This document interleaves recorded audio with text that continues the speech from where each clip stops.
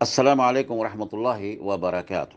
اب ہم سوال کے دوسرے حصے کی طرف جاتے ہیں، جس میں یہ اعتراض کیا گیا کہ اپنے بیٹے کو، یعنی اپنے جیسا کہنے والا اپنے بیٹے کو چھری کے نیچے رکھے، پھر دیکھتے ہیں پولیس آتی ہے یا آسمان سے دمبا آتا ہے۔ بھئی کیوں رکھیں؟ سبب کیا ہے؟ یہ تیری اپنی سوچ ہے۔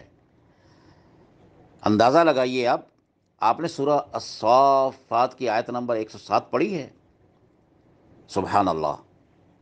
فلما اسلم وَتَلَّهُ لِلْجَبِينِ، جب اللہ رب العالمین نے اپنے خلیل سے، جو پہلے ہی آزمائشوں سے گزر چکے ہیں، پہلے مسئلہ تھا باپ کے ساتھ، اس میں بھی کامیابی ہوئی، پھر نمرود کے ساتھ، اس میں بھی کامیابی ہوئی، پھر سفر میں آئے، شام میں آئے، فلسطین میں پہنچے، مصر گئے، درمیان میں ایک واقعہ ہوا سیدہ سارہ کے ساتھ فرعون کا، اس میں بھی اللہ رب العالمین نے کامیابی عطا فرمائی۔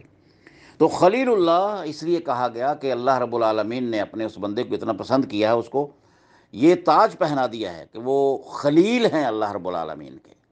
دو ہی خلیل اللہ نے بنائے ہیں، رب العالمین کے دو خلیل ہیں، ایک سیدنا ابراہیم علیہ الصلوۃ والسلام اور دوسرے سیدنا رسول اللہ صلی اللہ علیہ وسلم۔ تو آپ نے قربانی مانگ لی نبی خلیل اللہ سے، اللہ رب العالمین نے کہا یا بنائی، دیکھیے وہ بڑھاپے میں ملا ہوا، 80 برس کے، 82 برس کے تھے غالباً، جب رب حبلی من الصالحین کہا یا اللہ نے ایک بیٹا چاہیے، میں بے اولاد ہوں۔ فبشرناہ بغلام حلیم، ہم نے ایک بردبار بیٹا، فرما بردار بیٹا عطا کر دیا۔ لما بلغ معہ السعی، جب چلنے پھرنے کے قابل ہو گیا، اب یہ ان کی عمر 2 سال ہے، 3 سال ہے، 4 سال، جتنی بھی ہے، وہ کچھ تو کہتے ہیں کہ 10 11 12 سال اور 13 سال کے تھے اسماعیل علیہ الصلوۃ والسلام۔ اس وقت اللہ نے قربانی مانگ لی۔ ابراہیم علیہ الصلوۃ والسلام کے پاس دنیا کی سب سے قیمتی ترین چیز اگر کوئی تھی تو وہ بیٹا تھا، جو بڑھاپے کا سہارا تھا اور پردیس میں تھا۔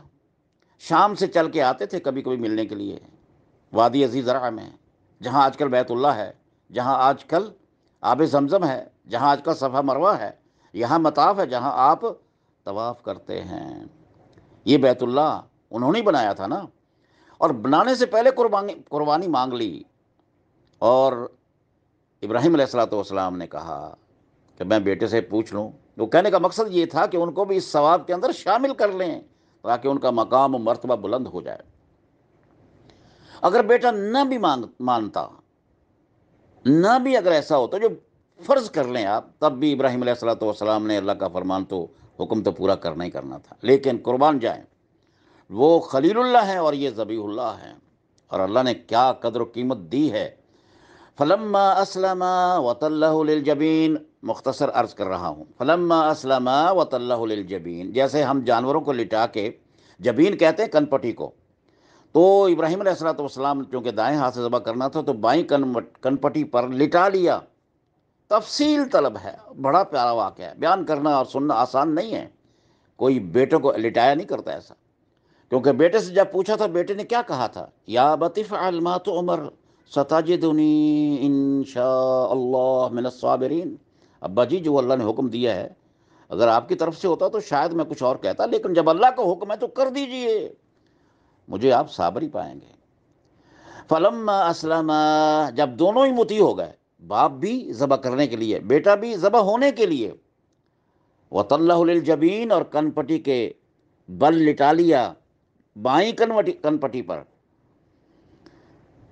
نادیناہ ان یا ابراہیم قد صدقت الرؤیا، آواز دینے والے نے، ہم نے پھر آواز دی، وہ اللہ کی آواز ہے یا فرشتے کی آواز ہے؟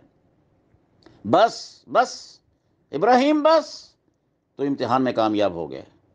آگے لوگ بیان کرتے ہیں، قصے بہت زیادہ ہیں کہ چھری کو رگڑا اور چھری کو چلایا اور چھری چل نہیں رہی، چھری الٹی ہو گئی، یہ قصے کہانیاں ہیں۔